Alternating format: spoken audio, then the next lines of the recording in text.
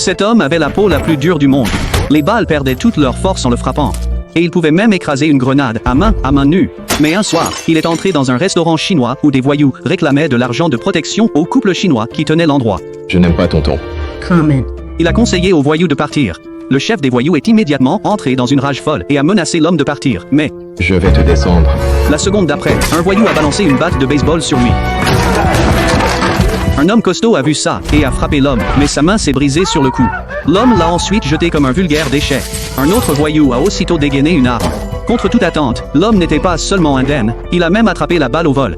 Le dernier voyou, terrifié, a pris la fuite sans demander son reste. Mais cet incident a fait de lui l'ennemi juré du chef de gang local, Cottonmouth. Cette même nuit, un voyou armé de 2 AK a arrosé de balles le salon de coiffure où il travaillait. L'homme s'est précipité pour protéger le fils de son ami avec son propre corps, mais son ami a été touché et tué sur le coup. Voir son ami mourir a brisé le cœur de l'homme. Il a décidé qu'il ne se retiendrait plus. Il a arraché la porte d'une voiture à main nue et a foncé droit dans le repère de Cottonmouth. Il a défoncé un mur d'un coup de poing, s'est emparé d'un tuyau en acier et l'a brandi comme arme. Il a démoli un à un tous les voyous qui tentaient de l'arrêter. 36 000 par jour. Même sous une pluie de tirs de mitrailleuses lourdes, il n'a pas bronché. Il a attrapé le voyou qui arrosait la pièce de balle. Au final, il a raflé tout l'argent de Cottonmouth, mais cela n'a fait que le rendre encore plus furieux. Cottonmouth a alors saisi un lance-roquette et a tiré sur le restaurant où se trouvait l'homme.